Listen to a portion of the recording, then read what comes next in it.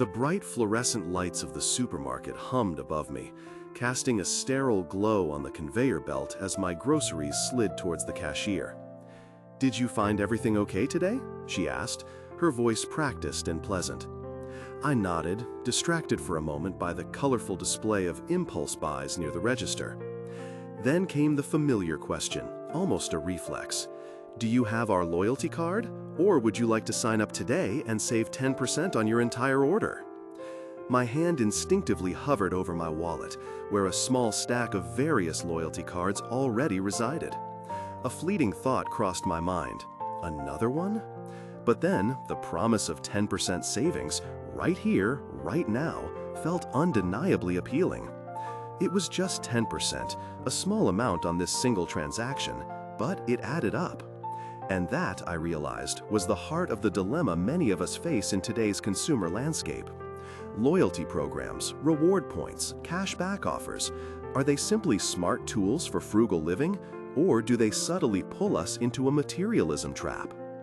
This question isn't just about financial prudence. For many of us, it delves deeper, touching on our values and our faith.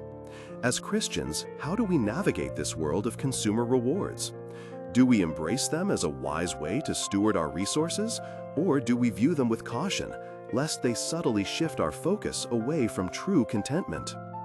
Let's start by acknowledging the clear, practical benefits. On the surface, loyalty programs can indeed be a tool for smart shopping. If you're already buying groceries, gas, or necessities from a particular store, earning points or discounts can feel like a bonus, a little extra breathing room in the budget. It aligns with the biblical principle of wisdom and good stewardship.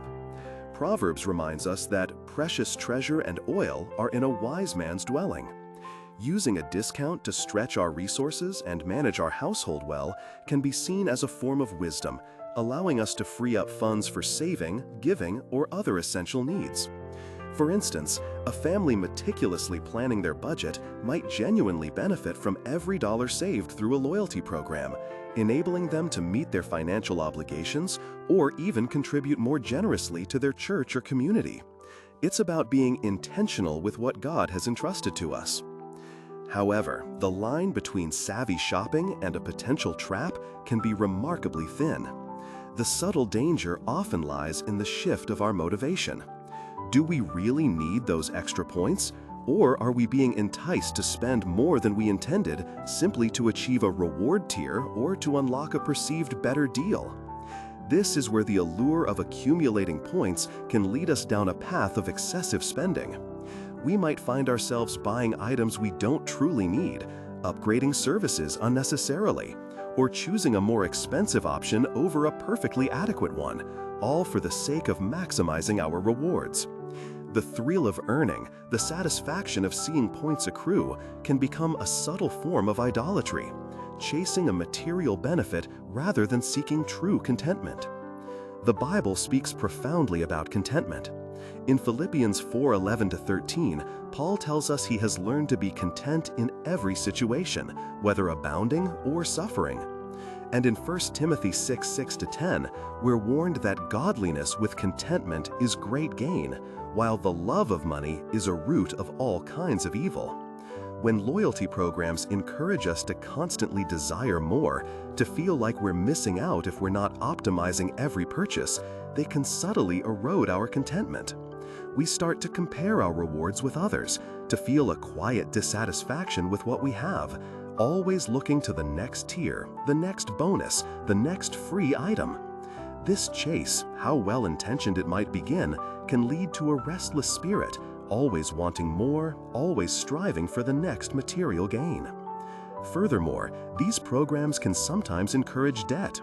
Credit card reward points, for example, are often maximized by carrying larger balances, which can quickly lead to high-interest debt. Romans 13:8 urges us to owe no one anything except to love one another. Engaging with reward systems that subtly encourage debt to gain a small percentage back is clearly contrary to this principle. So, how do we navigate this as people of faith? It boils down to a few key questions for self-reflection. First, what is my motivation? Am I genuinely saving money on purchases I would make anyway, using wisdom and stewardship? Or am I being tempted to spend more, to accumulate, to feel a false sense of achievement through material gain? Second, am I maintaining contentment? Am I truly satisfied with what God has provided? Or am I constantly looking for the next deal to fill a void or to keep up with consumer culture? Third, am I avoiding excessive spending or debt?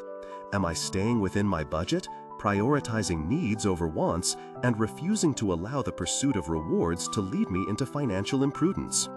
Ultimately, loyalty programs and rewards are morally neutral tools. Their impact on our lives depends on our hearts and our intentions. They can be a part of wise stewardship, a way to make ends meet, or a modest bonus for necessary purchases.